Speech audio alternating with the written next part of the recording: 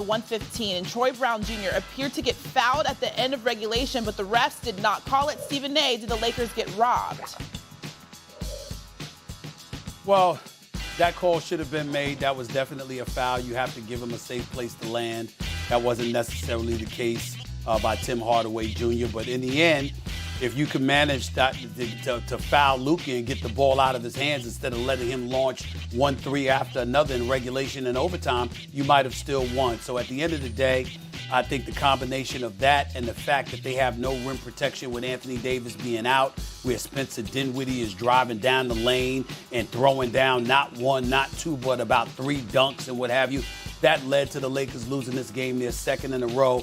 But I still think that they're good enough. If Anthony Davis comes back, they'll be in the playoffs. And I can't say enough about what Russell Westbrook is doing for them coming off the bench. He's averaging about 7.8 assists. And he's making some threes, and he's doing a damn good job, and he deserves a lot of credit for the activity and the passion that he's bringing to that franchise.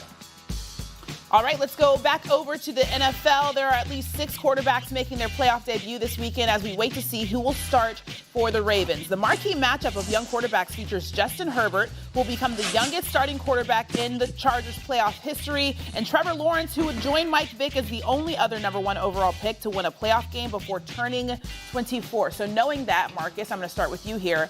Which quarterback do you think is going to have the best playoff debut? Brock Purdy for the San Francisco 49ers. And it has, with him being more talented than these other quarterbacks, it's just the system he plays in and what he's surrounded with. We've seen this young man, and I don't want to take credit away from him. He's done a tremendous job coming in for Jimmy Garoppolo after that injury. But you see the success of what Kyle Shanahan does. We've sat on this show a million times and talked about how responsible is Jimmy Garoppolo for the success of the San Francisco 49ers. And everybody agrees that Jimmy Garoppolo did a good job for the San Francisco 49ers. They went to... As he mentioned as well. Thanks for hanging with us as you head into your weekend. We've got a lot coming at you. What, Stephen A., what's happening? First thing, couple things. Christine, you look stunning. So let's throw that out there. The black is working. It's working. The black is working. Okay, Swagoo. I feel you, Big Sexy. I feel you. But I just want to say, I just want to say this. For a brother in his 50s, I'm not doing too bad. I'm not doing too bad. You clean today? You clean today, brother? You are clean today. Yeah, it looks good. It looks good. Is that purple? Is that purple? Let's do it. Hey, Swagger, how are you? Yes, it is, okay, girl. Good. It looks great. Yes, it is. I'm good. All yes, right. it is.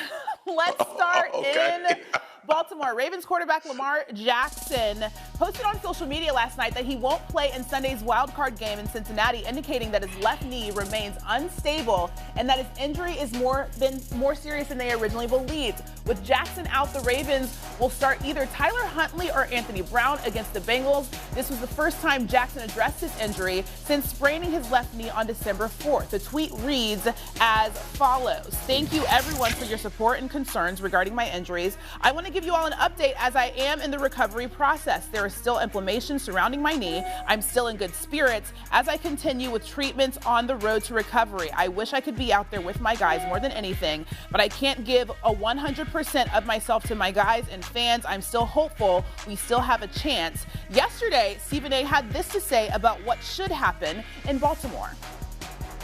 What should the Ravens do about Lamar? Trade him. What? You heard what I said? Trade him? Trade him.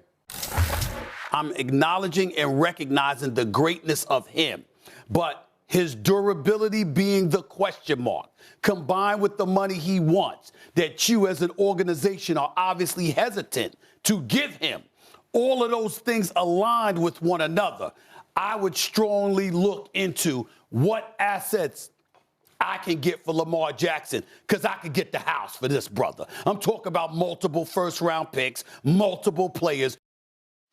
All right, Marcus, I'm going to start with you here. Do you agree with Stephen A? Should they trade Lamar? Oh, my God. Listen, here's the thing.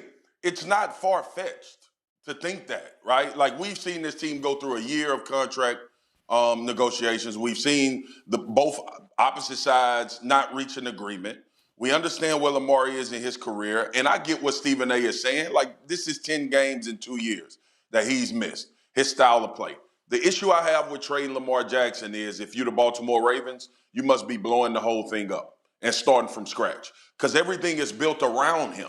Everything you've done offensively, the success that you've had offensively, irregardless of him missing games, has been solely because Lamar Jackson has been your quarterback.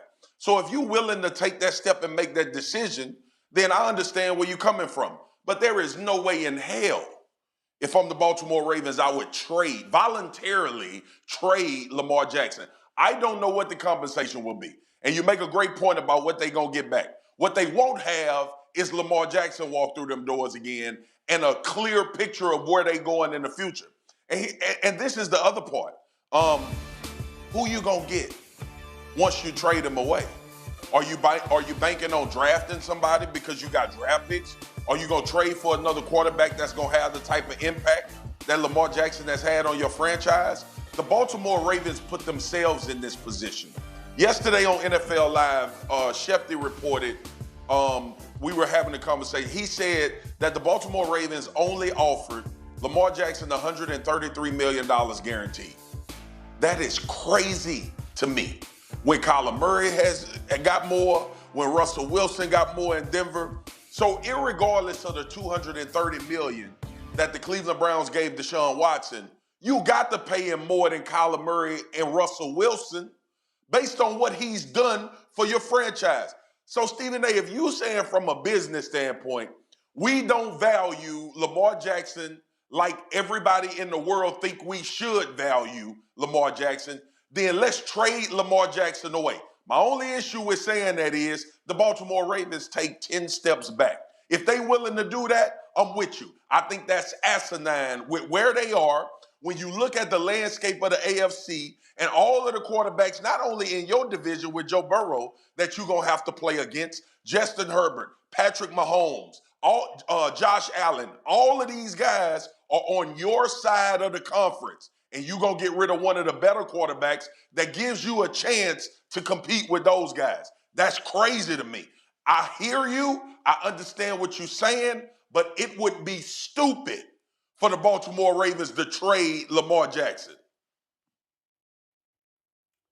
Well, let me crystallize what I said yesterday, Swagoo, because you weren't here.